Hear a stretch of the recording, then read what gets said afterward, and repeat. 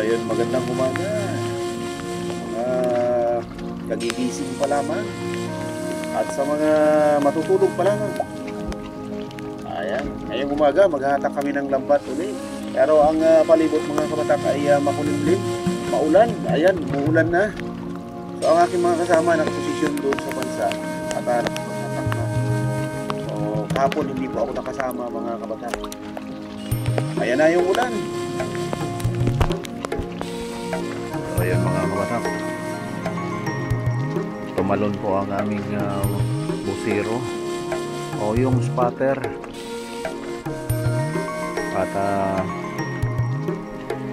maya maya lang ay malalaman po natin kung ano ang laman nitong catching bag mga kabatak. Pero ang palibot ng aming lugar ngayon ay maulap dahil sa bagyo. Merong bagyo ating par.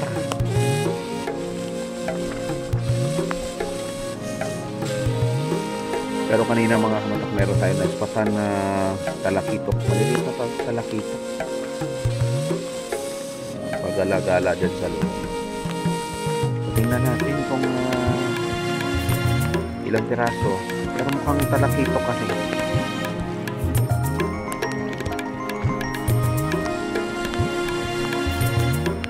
Tingnan natin kung talakitok, kung tama ba yung tingin ko, kung talakitok ba mga kabataan.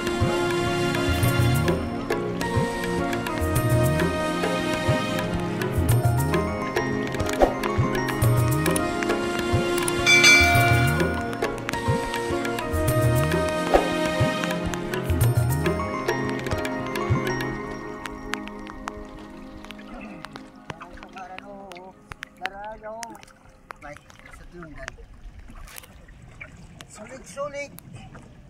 Sulig no? Bukod taglit ma'am saaran. So sulig pala, sulig.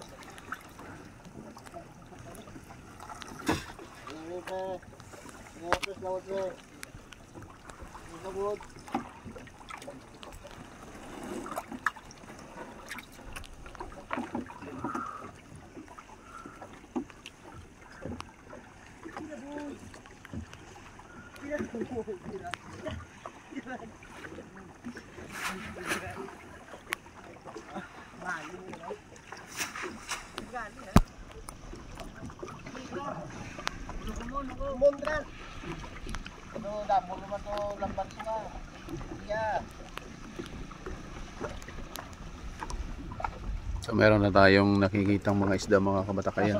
Nagtatakbuhan yung isda na sa ano. Ayan. Sulig. Sulig ang tawag o ano nga, dalagang bukid. Ayun. Meron ding talakitok na maliliit mga kabatak. Ayan. Wala tayong nakikitang malaki. Puro maliliit to mga kabatak.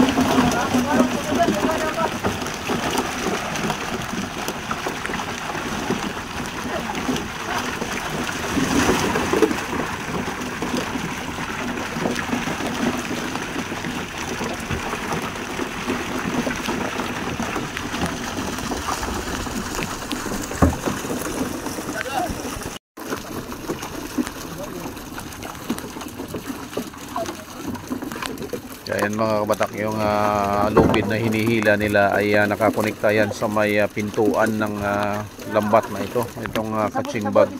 Kailangan hilahin uli yan para magbukas uli ang pintuan ng catching bag. Yung kulay blue, ayan ang nakakonekta doon sa may pintuan.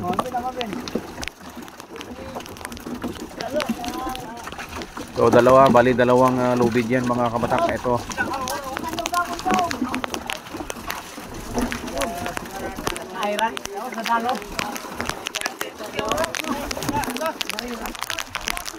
So ito, itatali na yung lubid na to.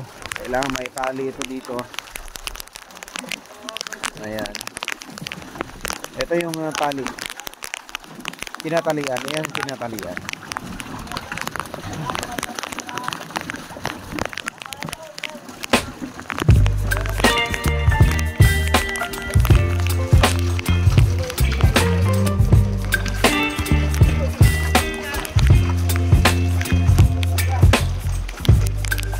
Umuulan na naman mga kabatak.